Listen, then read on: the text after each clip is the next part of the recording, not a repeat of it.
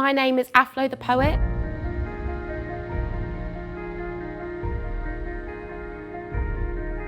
Don't perpetuate dark imaginings. Smile with your heart. Be honest with yourself. They say history repeats itself, but it actually never left. Being reprimanded or cursed for knowing my worth leaves a hollow in my chest. So stay down if you're down with the white institution. We're black and we're brown and we are the revolution. Hello wonderful people, my name is AFLO the poet and I would like to introduce you to the first episode of AFLO and the Poets. We will be using this space to uplift the voices of black people and people of colour, and each episode I'll be inviting another poetic creative to chat with me and to share their work with all of you.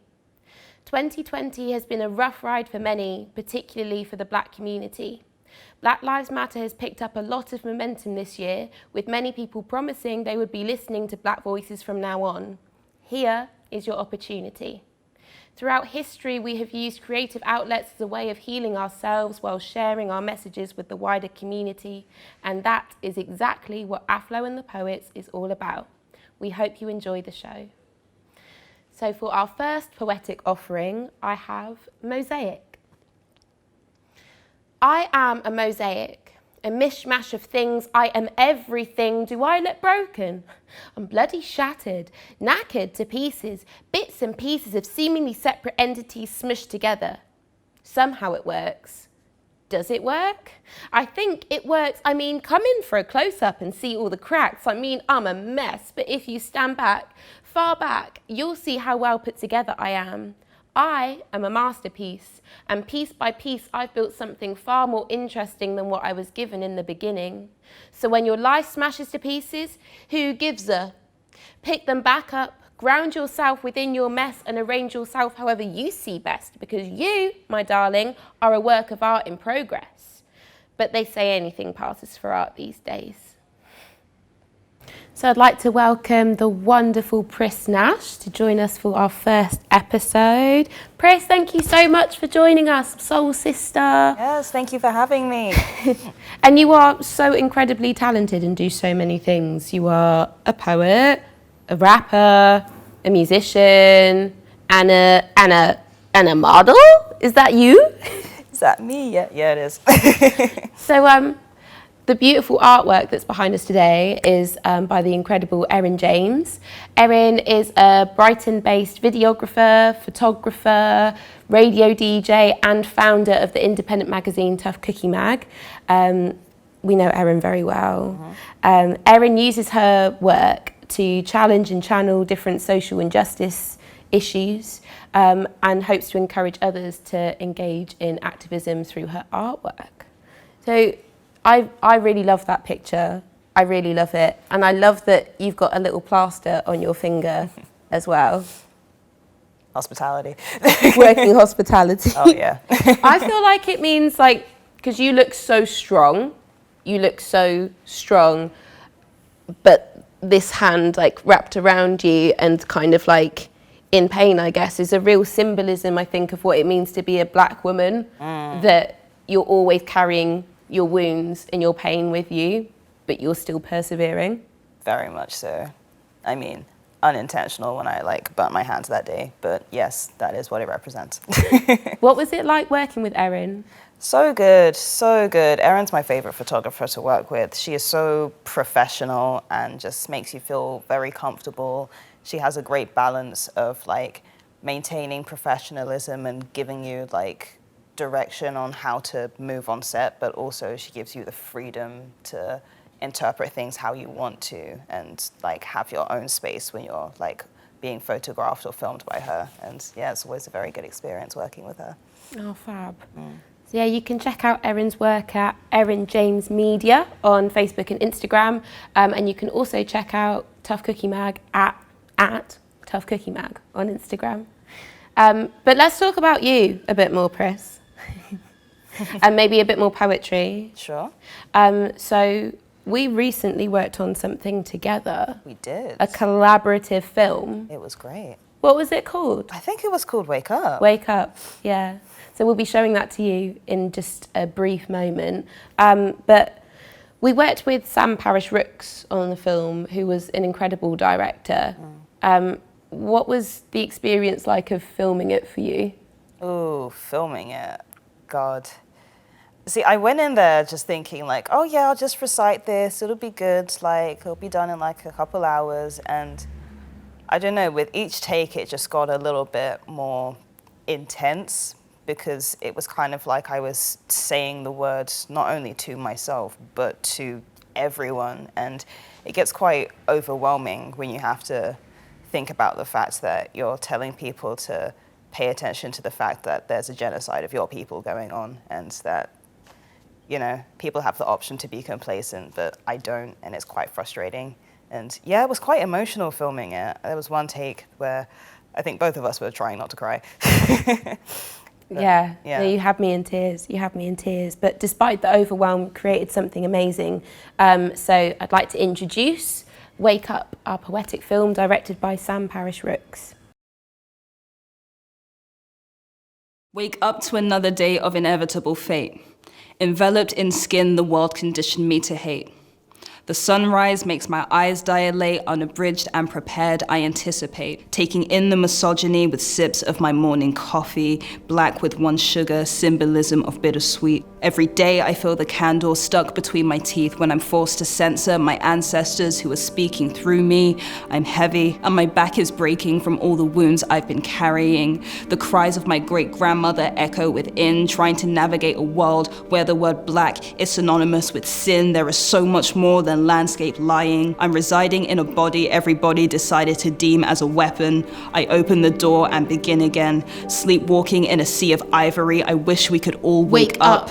Clear my eyes to blur them again. Tears seem to be a permanent fixture. 2020 vision couldn't have predicted this picture, for I am not my ancestors' wildest dreams. Their tears flood the river Niger, breaking banks at the seams as they see. In 2020 vision, we're still fighting to be free. The images of black bodies swing from my eyelashes. Tragic. There's a habit of picking up a movement when the hashtag's running rampant. But when say their name stops trending, the masses replace their blinkers, act like our oppression has ended. I'm tired of the amnesia after white folks say I hear ya. I'm tired of being tired because I'm tired when I wake up. And it feels like the world's taken a shot of adrenaline, abruptly aware to the maltreatment that comes with melanin, marching in solidarity to make up for lack of clarity, like the veil has been lifted and they finally see the disparity we're subjected to. Everywhere on the daily, baptized in disrespect and austerity. What took you so long for us to finally be believed like we haven't been screaming? For the justice of those who survived the fire of Grenfell building, for our siblings who were killed for minding their business, for this country to stop whitewashing its history, for light to be shone on the British Empire's atrocities. There is so much that is constantly left out of the story. There can't be a happy ending until we all wake up to the rhythm of disruption, worldwide eruptions because we're sick of the corruption. 4 months later, laws passed in her name, but the cops who killed Breonna Taylor are still walking free today. And it isn't just the US. The UK is not innocent. To disagree is ignorant. You clearly ain't been listening. 3 years since Rashawn Charles and Edson DaCosta. Sarah Reid needed help, but in a prison cell she lost her life. London riots after Mark Duggan was shot and killed on sight. And the Simeon Francis story clearly ain't sitting right. We're marching for Sean Rigg, Kingsley Burrell, Olachenny Lewis. We're marching for all the black lives taken and the many more lives ruined. We're shouting justice for Joy Gardner because we've ripped off the tape, and it's been too many years now, we're done hesitating. We are here to shake up, it is time to wake up. And exercise yourselves of those colonial demons. Take a long, hard look at the anti-blackness that resides within. Ask yourselves, will black lives still matter in the spaces you're inhabiting? Will you still post black squares while giving black women death stares? Would it kill you to see us as vulnerable? We are people, asking not to be murdered. Can we please go one day without someone's brain doing acrobatics to think that we deserve it? This is not a debate. This is our humanity. There is no room for performance or fatigue. You have work to do. Drink some coffee. It's an everyday thing. You need to wake up. I wake up and I breathe. I question how many more people would care once I stopped.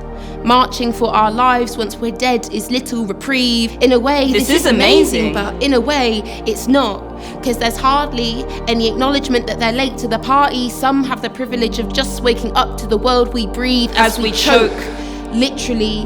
Why you have to wait to catch our last breath on film to be outraged to me is a mystery. And yeah, black magic is in the air, but show up next month and show me you still care. Because the fight isn't over at the end of the protest. If your performance has no substance, then your presence here is worthless. Will black life still be on your mind tomorrow when you wake up and sign a petition? Wake up the next day and donate to a fundraiser. Wake up the next day and support a black business. Wake up the next week and buy black art. Wake up the week after that and educate yourself on black history. Wake up the week after that and educate your loved ones on black history. Wake up next month and check in on your black friends. Wake up every day and prove this movement is not a moment. Tomorrow and the next day and the next day and the day after. Show us Black Lives Matter. Every day you wake up.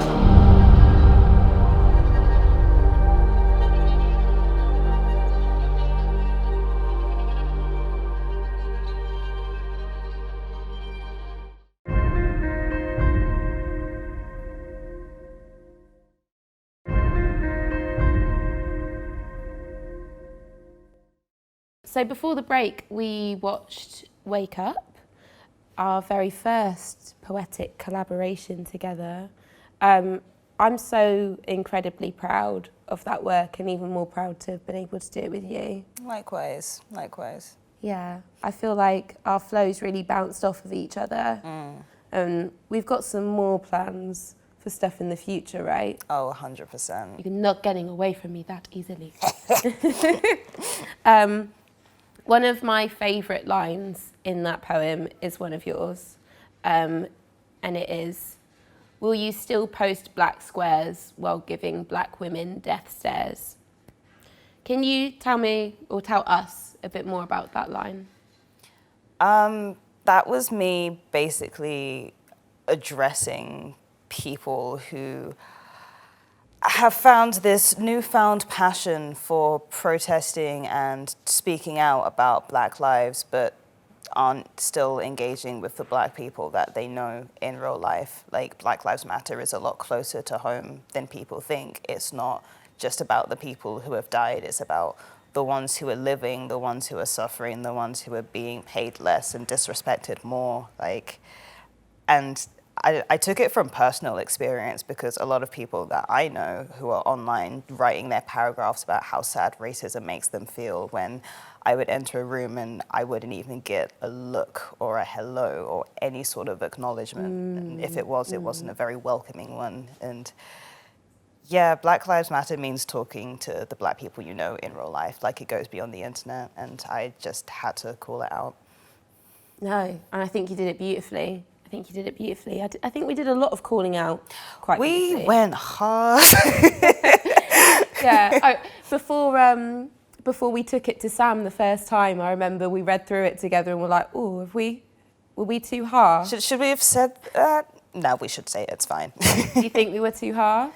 I think we were harsh enough. Yeah. Because what we said needed to be said. Absolutely. Because people feel like they're, writing their paragraphs and doing their bit, but it's like, it's an everyday thing. You can't just do it one time and think, okay, that's it, I'm done, I've done my anti-racism. Like, if you want to be an ally, it's an everyday practice. That's why I said, it's an everyday thing, you need to wake up.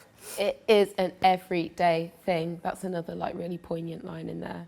I also really liked what we did at the end with reminding people how they can make a difference or show a commitment to Black Lives Mattering every day, with signing a petition or donating to a fundraiser, because it's about actions. It's all well and good to hear people's words, and to be honest, we heard a lot of words in May and June. People made a lot of promises, and I genuinely felt like things were changing from that point.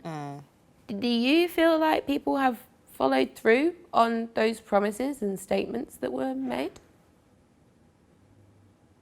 I feel like they were very much on it for the first couple weeks around end of May, beginning of June. A lot of people were doing everything they could to make spaces for us and ask us for this and provide us for that. But again, it feels like people have done their one-time good deed and have just thought, okay, that's me done. I supported the black person. I can go on with my life now. And it's like frustrating is like just scratching the surface, because people have the option to like be complacent in this and put this down and carry on with their lives as if it was just something that happened over lockdown.